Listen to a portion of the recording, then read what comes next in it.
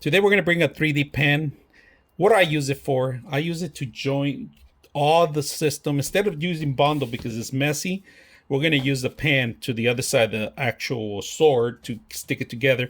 Now, I like using my PLA because I printed in PLA.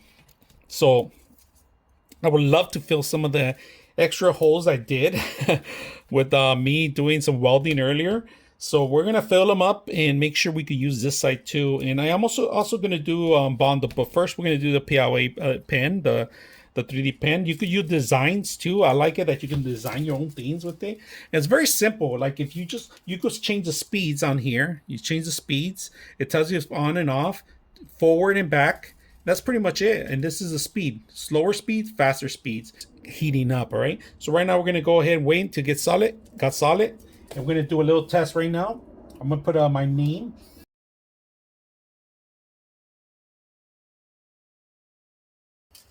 Simple. You could create 4D objects, 3D objects, but this is something simple that I've done really quick.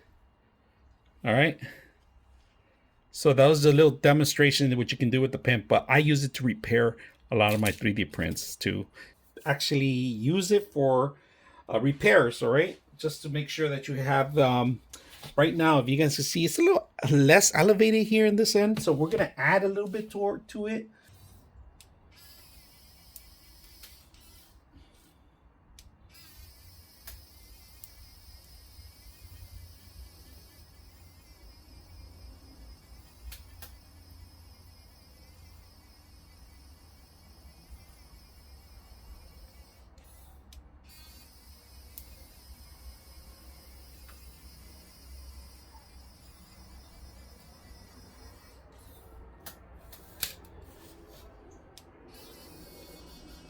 Comes with a lot of accessories.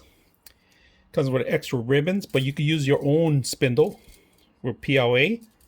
All right, so, and then you do need power. It needs to be connected. So just to be aware.